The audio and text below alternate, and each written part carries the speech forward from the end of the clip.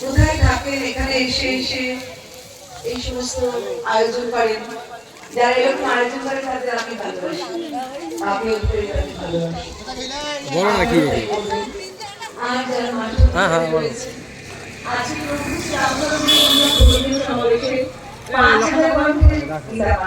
যারা এসে পৌঁছনি তারা ঘরে করতে পারে, প্রত্যেকের কাছে গীতা থাকে। আজকে পাখিরালয় হাই স্কুলের কাছে 24শে জানুয়ারি সকাল থেকে এই সনাতন সংস্কৃত সংসদ এবং অখিল ভারতীয় বঙ্গ পরিষদ আজকে যে অনুষ্ঠানটি আয়োজন করেছেন তার জন্য আমার অনেক প্রণাম, আমার অনেক নমন।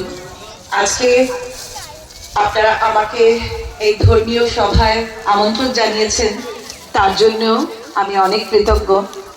আমার চলচ্চিত্রটা ওটা আমার কর্মক্ষেত্র, কিন্তু আমার মনের ক্ষেত্রটি, ক্ষেত্র আর ক্ষেত্রজ্ঞর মধ্যে একটা তফাৎ আছে। ক্ষেত্র হচ্ছে আমার এই দেহ, দেহ আস্তে আস্তে আস্তে আস্তে আস্তে আস্তে বড় হয়, সেটা একটা ক্ষেত্র। আর ভেতরে যে ক্ষেত্রজ্ঞ বসে রয়েছেন তিনি অসীম, তার সাথে যখন আমি যুক্ত হব আর থাকবো না, তখন আমি লীন হয়ে যাব। তো আমি ছোটবেলা থেকে, আমি ঠাকুর বাড়ির মেয়ে, আমি বৈষ্ণব, আর আর এর মধ্যেই রয়েছি ছোট থেকে। আমাদের ঠাকুর দালানে ছোটবেলা থেকে নাচ গান কীর্তন এসব হতো, তো আমি তার সাথেও যুক্ত ছিলাম। মায়েরা যারা আমার সিনেমা দেখেছো, আপনারাও যারা আমার সিনেমা দেখেছেন আপনারা জানবেন বাপি লাহিড়ী বিখ্যাত সুরকার, এখন সম্প্রতি প্রয়াত হয়েছেন। উনি আমাকে বলতেন যে বাপি তোমার জন্য আমি কীর্তন লিখে দেবো, তুমি ছোটবেলা থেকে কীর্তন দাও, তো কীর্তন লিখে দেবো, সেই গান কিন্তু সুপার ডুপার হিট হয়ে যাবে। তো একটি গান আপনাদের জন্য, আপনারা গানটি শুনেছেন সিনেমায়, দেখেছেন, আমি সেখানে গানটি করছি, আমার সঙ্গে আপনারাও করবেন। একটা অনুধ্বনি দিয়ে শুরু করি, আমার সাথে গাইবেন। হরে কৃষ্ণ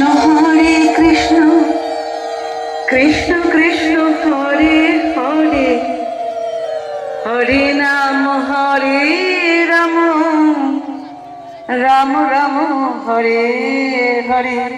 হরি বল মায়েরা, হরি হরে কৃষ্ণ কৃষ্ণ কৃষ্ণ হরে হরে, হরে রাম রাম রাম হরে হরে। তুমি কৃষ্ণ তুমি বিষ্ণু, চরাচর হে পারো, তুমি বিদ্যা তুমি বুদ্ধি, মতি গতির সবে হরে কৃষ্ণ কৃষ্ণ কৃষ্ণ হরে হরে, হরে রাম রাম রাম হরে হরে। তুমি কৃষ্ণ তুমি বিষ্ণু, চরাচর হে পারো, তুমি বিদ্যা তুমি বুদ্ধি, মতি গতির সবে কারণ। হরে কৃষ্ণ কৃষ্ণ কৃষ্ণ হরে হরে, হরে রাম রাম রাম হরে হরে। শ্রীরামচন্দ্র পরের দিন তার অভিষেক, মায়ের কাছে গিয়ে বললো, মা আমার কইকেয়ী মা কোথায়? কৌশল্যা থেকে কইকেয়ী মাকেই কিন্তু শ্রীরামচন্দ্র সব থেকে বেশি ভালোবাসতেন। মা আমার কইকেয়ী মা কোথায়, আমি ভাত খাবো আজকে। রোজ নিজের হাতে ভাত মাখিয়ে কইকেয়ী মা শ্রীরামচন্দ্রকে খাইয়ে দিতেন। কালকে অভিষেক, আজকে বিশেষ দিন। কইকেয়ী মা এলো, ও তুই আমাকে আর পাগল করে দিচ্ছিস, বল বল বল তাড়াতাড়ি নেই, তাড়াতাড়ি ভাতটা মাখিয়ে তোকে খাইয়ে দিই, কারণ কালকে তো অভিষেক, কালকে আমার অনেক কাণ্ড। নে নে খেয়ে নে। বলে মা, মায়ের হাতে ভাতটা অন্ন এরকম করে থামিয়ে দিল, ভাতটা থামিয়ে দিল, অন্নটা পড়ে গেল। বলে কি করলি রাম, অন্নটা ফেলে দিলি? এই রাজপ্রাসাদের অন্ন কেউ ফেলে না। বলে মা, এই রাজপ্রাসাদের অন্ন এখন আমার দরকার নেই। মা তুমি বাবাকে বলো একটা কথা, আজকে বলো যে তোমার বর পাওনা আছে, সে আছে আছে, তুই অন্নটা খেয়ে দে বাবা বলে আবার নতুন করে অন্ন যে মেখেছে। তখন আবার শ্রীরামচন্দ্র বলছে, না না মা, তুমি বাবাকে বলবে যে কালকে আমার অভিষেক হবে না। কইকেয়ী অত্যন্ত অবাক হয়েছে, কি বলছিস, কালকে তোর অভিষেক হবে না? তো কার হবে? বললো, মা ভরতের হবে, ভরত আমার ভাই, ভরতের অভিষেক হবে, আমার হবে না। আমার জন্য অপেক্ষা করছে বাইরে প্রচন্ড বিরাট বড় জগৎ, সেখানে আমার রাবণ অপেক্ষা করছে, অহল্যা অপেক্ষা করছে মুক্তির জন্য, সকলে অপেক্ষা করছে মুক্তির জন্য। কত রাক্ষস, কত খুক্ষস, কত প্রচন্ড পৃথিবী, কত রকম মানুষেরা, কত রকম দৈত্য দানব সতী, তারা সব অপেক্ষা করছে। মা আমাকে যেতে হবে, ওদেরকে মুক্তি দিতে হবে, মা আমাকে ছেড়ে দাও, তুমি অন্য আমাকে আর খাইও না। তখন কইকেয়ী অজ্ঞান হয়ে যায় শুনে, আবার তাকে জল টল দিয়ে শ্রীরামচন্দ্র তাকে উঠায়, বলে, মা আমি এতটুকু তোমার অমর্যাদা না করে শুধু একটা কথা বলছি, এই পৃথিবীতে তোমার নামে আর কোনো মেয়ের নাম হবে না, শুধু এইটুকু অভিশাপ তোমাকে বহন করতে হবে। মায়েরা বলে তোমাদের কারোর নাম কইকেয়ী, কেউ কইকেয়ী নাম রাখে না, শ্রীরামচন্দ্রের ওই একটা অভিশাপ, শ্রীরামচন্দ্রের অভিশাপ না, এটা ওপরে ঈশ্বর একটা অভিশাপ তৈরি করে দিলেন যে কারোর কোনো মহিলার, কোনো নারীর নাম আর সেই থেকে কইকেয়ী রাখা হলো না। কইকেয়ী সেই দিনে গিয়ে রাজা দশরথের কাছে বলল, আমাকে তুমি যে বর দিয়েছিলে, বলতে বলতে সে অজ্ঞান হয়ে যায়।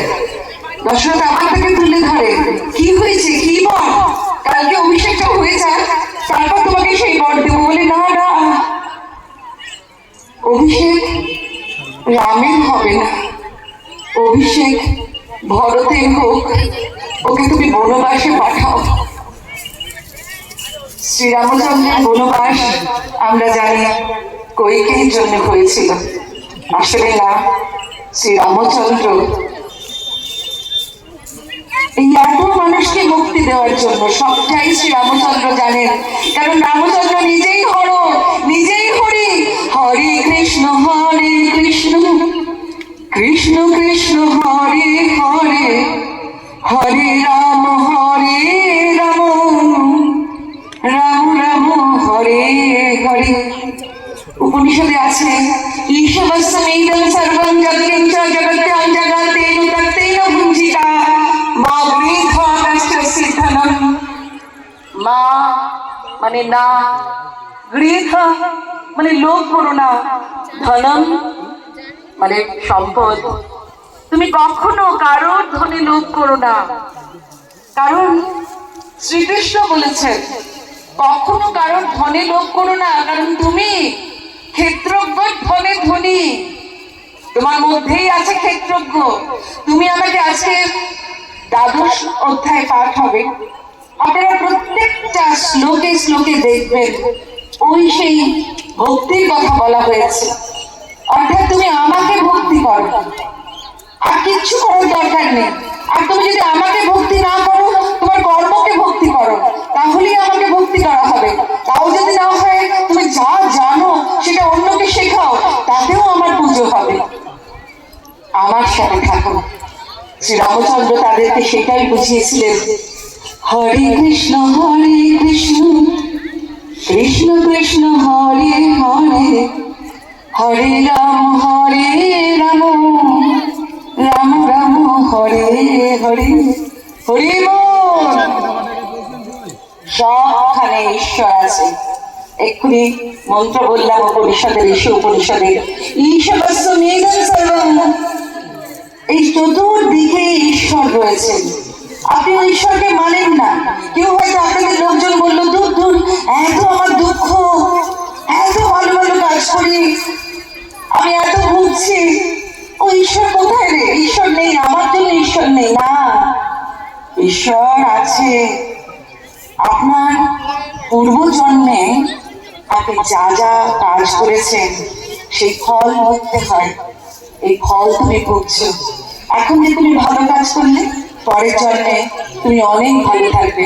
তখন তুমি ভাববে এত লোক এত অন্যায় করছে, তারা কি করে ভালো আছে? কারণ তাদের পূর্ব জন্মের এই সমস্ত কর্মফল। তাই পূর্ব জন্মের কর্মফল আমাদের বই নিয়ে বেড়াতে হয়। গীতায় আছে, ফুলের যেমন গন্ধ হাওয়ায় হাওয়ায় হাওয়ায় হাওয়ায় ছড়িয়ে যায়, ফুলের গন্ধ এইখানে দেখে গোলাপ ফুল থাকে, একটু জুঁই ফুল থাকে, একটু টগর থাকে, একটু রজনীগন্ধা থাকে, কিরকম গন্ধটা হাওয়ায় হাওয়ায় আসে না? ঠিক তেমনি আমাদের পূর্ব জন্মের যা আমরা করি সেটা এই জন্মে ক্যারি ফরওয়ার্ড হয়, অর্থাৎ এই জন্মে সে আসে। সেই জন্য আমি এত ভালো কাজ করলাম, কিন্তু আমাকে এত কষ্ট সইতে হয়েছে, এই বহু মানুষের এক। তাই কর্মটা ভালো করতে হবে, ভক্তিটা রাখতে হবে। এখন দ্বাদশ অধ্যায় ভক্তি যোগ আমাদের পাঠ হবে। আপনারা দেখবেন যা কিছু কোনোভাবে তুমি আমাকে ভক্তি করো। অর্জুন যখন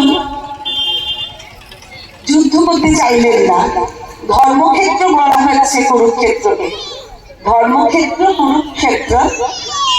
যখন ধৃতরাষ্ট্র জিজ্ঞেস করলো সঞ্জয়কে, সঞ্জয় তো ব্যাসদেবের শিষ্য, তার একটা চোখটা টেলিভিশনের মতো, সেসব দেখতে পেত তার আশীর্বাদে। বলে তুমি বলো আমার পুত্র এবং পাণ্ডুর পুত্র কি করছে? তারা সব যুদ্ধোৎসব, মানে ওরা সমস্ত সবাই যুদ্ধের জন্য লড়াই করেছে, তারা কি করছে? আমার পুত্র আর আমার ভাইয়ের পুত্র কিন্তু আলাদা, ওইটা বয়ে আসছে আজও, তাই না? আপনার পুত্রটা পুত্র আর ভাসুরের পুত্রটা পুত্র নয়, দেওরের পুত্রটা পুত্র নয়, এটা কিন্তু হয়ে চলেছে। এটা করলে কিন্তু আবার অনেকটা কুরুক্ষেত্র যুদ্ধ হতে হবে। তাই ওর ছেলেটাও আমার ছেলে, আমার নিজের ছেলেটাও আমার ছেলে। এইটার জন্যই কিন্তু গীতা হাজার হাজার বছর ধরে, এই গীতা থেকে আমরা শিখছি ও আমার, আমারটাও আমার। এইটা এখনো পর্যন্ত আমরা পুরোপুরি মানতে পারি না, তবে অনেক মায়েরা মানেন। এমনকি আমি দেখেছি সৎ মায়েরাও মানেন, তার নিজের সৎ ছেলেকে বুকে তুলে দিতে। এইটা আছে বলেই পৃথিবী চলছে। কারণ ঈশ্বর কিন্তু সবখানে। আপনি ভাবছেন এইটা, এই ফুলটা, এই কি সুন্দর, এটা তো এর আগে কখনো দেখিনি। আপনারা জানবেন সব কিছু আবিষ্কৃত, সমস্ত কিছু আবিষ্কৃত হয়ে আছে। You got to have the right eyes to discover them. আপনার সঠিক চোখ থাকতে হবে সেইটা আবিষ্কার করার জন্য। সমস্ত আবিষ্কৃত হয়ে আছে। ঠিক তেমনি আপনার মনের মমতা, আপনার মনের ভালোবাসা সব আবিষ্কৃত হয়ে আছে। আমাদের ইতিহাস ভুলিয়ে দেওয়া হয়েছে, ইতিহাসটা অদ্ভুতভাবে ভুলিয়ে দেওয়া হয়েছে।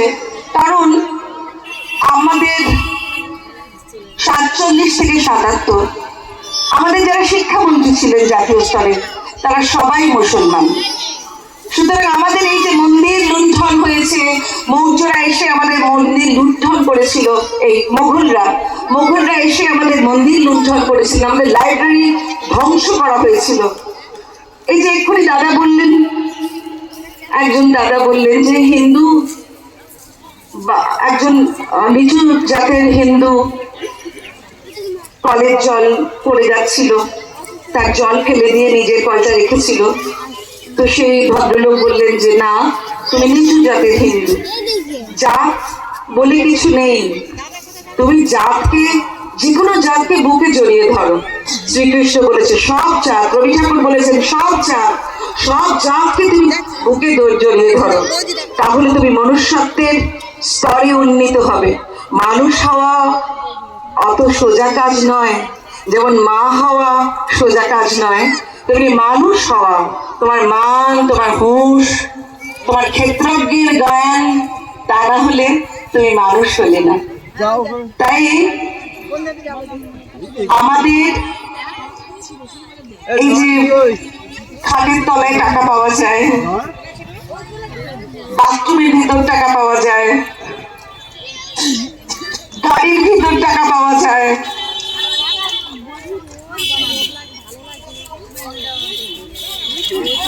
উনি বলেছেন অত্যন্ত মূল্যবান বক্তব্য, আমার খুব ভালো লেগেছে, তোমরা বড় করে শোনো। তো এই যে টাকাগুলো পাওয়া যায়, কারণ এই যে তাদের উপনিষদের এই না না না না না তুমি আমি যাত্রায় অভিনয় করে কত যে এরকম টাকা পেয়েছি, সেই টাকাগুলো না আমার একটা কৌটোর মধ্যে ভরা আছে। ও আমার প্রার্থনায়, আমার আশীর্বাদ, ওগুলো সব ভরা রয়েছে। আমার পরে আমার কন্যাদের বলে রেখেছি যে তোরা এটা কিন্তু আশীর্বাদ, এগুলো খরচা করবি না, ওদের সময় হয়তো টাকা বদলে যাবে কিন্তু এই আশীর্বাদ গুলো থাকবে। যাই হোক, যে কথাটাই ছিলাম, এই যে ঈশ্বর যে চতুর্দিকে রয়েছে সেইটা আমরা ভুলে যাই। এই যে আমরা যে এতগুলো মানুষ রয়েছি, আরো একজন কিন্তু ওখানে রয়েছে, আর আরো একজন আমাদের প্রত্যেকের ভেতরে রয়েছেন। এই ক্ষেত্রের ভিতর যিনি ক্ষেত্রজ্ঞ তিনি রয়েছেন, এটা আমরা জানি না।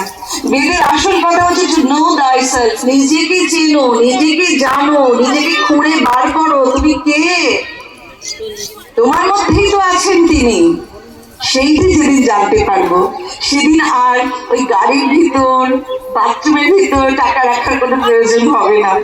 ওরা জানে না, ওরা মূর্খ, তাই নিজের কাজ ছাড়াও ওরা আরো অনেক টাকা রোজগার করতে চায়। আমি বর্তমান শাসক শ্রেণীকে একটাই কথা বলবো, ওদের অনেক সন্ন্যাসী মাঝে মাঝে ওদের স্টেজে দেখি, কিন্তু তারা শুধুই যান অন্য কিছুর জন্য। ওই উনি ডাকলেন, শাসক পক্ষের সঙ্গে একটু থাকলে হয়তো আমাদের মন্দিরটার একটু সুবিধা হবে, আশ্রমটার সুবিধা হবে, না হোক ওইটুকুন জায়গায় আপনারা ঈশ্বরের উপাসনা করবেন, কিন্তু কোনো খারাপ লোকের সঙ্গে, কোনো দুষ্ট লোকের সাথে আপনারা থাকবেন না। জয় শ্রীরাম, জয় শ্রীরাম। হরে কৃষ্ণ কৃষ্ণ কৃষ্ণ হরে হরে, হরে রাম রাম রাম হরে হরে। একবার হরি বল বলো মায়েরা, হাত তুলে হরি বল। আপনারা জানেন এই যে আমাদের এই মুসলমান শিক্ষামন্ত্রীরা, তারা আমাদের হিন্দুত্ব কিচ্ছু জানতে দেয়নি।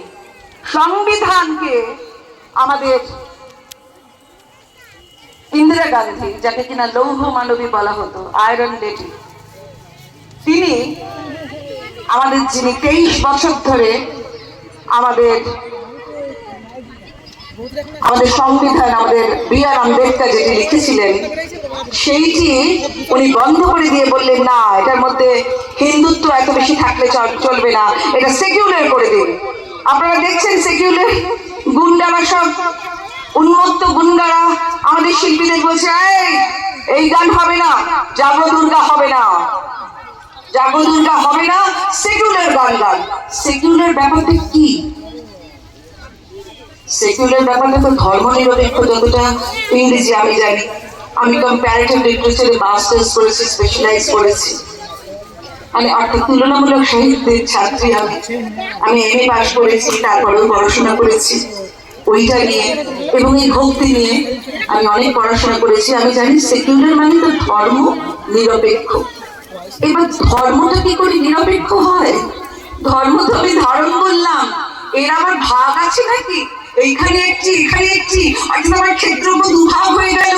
যেমন করে জওহরলাল নেহরু বন্দে মাতরম গানটি দুভাগ করে দিয়েছিল, কোটি কোটি কণ্ঠ কোটি কোটি বুঝেই ধৃত করা খড়ওয়ালে, অর্থাৎ কোটি কোটি কণ্ঠ, তখন সপ্তকোটি ছিল। শ্রী আমাদের স্বপ্নদ্রষ্টা ঋষি বঙ্কিমচন্দ্র লিখেছিলেন সেই বন্দে মাতরম গান, আজ থেকে 150 বছর আগে গানটি লিখেছিলেন ঋষি বঙ্কিমচন্দ্র। তখন কিন্তু ওকে বলেছিল কি তুমি একবার সংস্কৃততে লিখছো, রবীন্দ্রনাথ সেন বলেছিলেন একবার সংস্কৃততে লিখছো, একবার বাংলায় লিখছো, কি জগদ্দুচুরি। তখন ঋষি বঙ্কিম তার মৃত্যু সজ্জায় তার মেয়েকে বলেছিল এই গান একদিন আমাদের ভারতবর্ষে তোড়া লাগাবে, এই গান ছাড়া আর কিছু থাকবে না। এই গান লোকের মননে, লোকের হৃদয়ে, লোকের মস্তিষ্কে, লোকের চলাফেরায়, লোকের কর্মে, বৃদ্ধিতে এই গানটি থাকবে। এই মন্ত্র বন্দে মাতরম, এই গানটি থাকবে। কোটি কোটি কণ্ঠ কালো কালো নিনাদ কারালে যখন কোটি কোটি কণ্ঠ একসাথে ভয়ঙ্কর ভাবে গর্জন করবে, কোটি কোটি ভুজাই মানে হাত, কোটি কোটি ভুজাই ধৃত করা খড়াওয়ালে, অর্থাৎ ধৃত ধরছে খড়গ, কখনো খড়গ ধরছে কোটি কোটি মেয়েরা। কারণ তিনি লিখেছিলেন ত্বহি দুর্গা দশপ্রহরণ ধারিণী, তুমি দুর্গা, দেশমাতা তুমি দুর্গা। জওহরলাল নেহরু আজাদ জিন্না ভাই তোয়, তারা বললেন যে না, এই গান কাটতে হবে। কারণ তখন তো সবাই মুসলমান, সবাই। আমাদের দেশটা অদ্ভুত ব্যাপার, আমাদের দেশটা ধর্মের ভিত্তিতে তো ভাগ হলো। এদিকে হিন্দুরা থাকবে, ওইদিকে চলে যাবে মুসলমানরা, তাই তো হিন্দুরা আমরা থেকে গেলাম। কথা ছিল মুসলমানরা অনেকে বললো যে না আমরা তো রাষ্ট্রবাদী। তারা যে রাষ্ট্রবাদী বুঝতে পারলাম না। আমাদের হিন্দুদের এখানে কিভাবে টুকরো টুকরো করে কাটা হয়েছিল, মেয়েদের চুল ধরে টাঙিয়ে রাখা হতো বিবস্ত্র মহিলাদের। গ্রেট ক্যালকাটা কিলিং সেই মুসলমানরা করেছিল, কিন্তু আমরা ওখানে হিন্দুরা ছিলাম, আমরা কিছু করেছিলাম? আমরা কিছুই করলাম না। কারণ চুক্তি ছিল যে আমরা কেউ কারোর উপর কোনো অত্যাচার করবো না। চুক্তিটা মানা হলো না, তখনই 1946-এ মানা হলো না। আমরা হিন্দু মেয়েরা আজও সরস্বতী পুজো করতে দেওয়া হয় না, আজও হিন্দু মেয়েদের এইভাবে লাঞ্ছিত করা হয়, আজও মা কালীকে এরকম করে মাথা গুঁজে প্রিজন ভ্যানে ঢোকানো হয়। আজও আমার বাড়ির পাশে, আমি টালিগঞ্জে থাকি, আমার বাড়ির পাশে কালকে সরস্বতী পুজো করতে দেওয়া হলো না জগৎচন্দ্র কলেজে। কেন কেন করতে দেওয়া হবে না? এই জন্যেই এখন আওয়াজ উঠেছে হিন্দু হিন্দু হিন্দু হিন্দু ভাই ভাই। আমাদের নিজেদের বাঁচাতে হবে, নিজেদের সম্মান রক্ষা করতে হবে। আমরাই পারবো আমাদের বাঁচাতে। অনেক রাষ্ট্রবাদী মুসলমান আছে, তারাও আসুন আমাদের সঙ্গে। আপনাদের বলতে হবে না হিন্দু হিন্দু ভাই ভাই, আপনারা শুধু বলবেন বন্দে মাতরম, ভারত মাতা কি জয়, ভারত মাতা কি, ভারত মাতা কি, বন্দে বন্দে বন্দে। হ্যাঁ, আমাদের ভারতবর্ষে আমরা হিন্দুরাই তো ছিলাম, হাজার হাজার হাজার হাজার বছর ধরে আমরাই হিন্দুরা ছিলাম। রাষ্ট্রবাদী মুসলমানরা বলেন যে আমরা তো ছিলাম না, আমরা তো এসছিলাম বাইরে থেকে তোমাদের লুণ্ঠন করতে, তোমাদের লাইব্রেরি জ্বালিয়ে দিতে, তোমাদের সংস্কৃতি, তোমাদের কৃষ্টি সব ধ্বংস করতে ওরা এসেছিল। আমাদের এক্ষুনি কোন মাস্টারমশাই বলছিলেন হিন্দু ধর্ম থেকে আসাও যায় না, হিন্দু ধর্ম থেকে বেরিয়ে যাওয়াও যায় না। আমি আমার কন্যাদের, আমার দুটি কন্যা, আমার কন্যাদের আরো ওদের যত বন্ধু বান্ধব আছে, আমি বিরাট পরিবারের মহিলা, আমি বিরাট পরিবারের মেয়ে এবং বিরাট পরিবারের গৃহবধূ। আমি সব মেয়েদের বলি তোমরা হিন্দুর মধ্যে থাকার চেষ্টা করবে। কারণ ওরা কি করছে, আমার আজ ছোট কন্যা, সে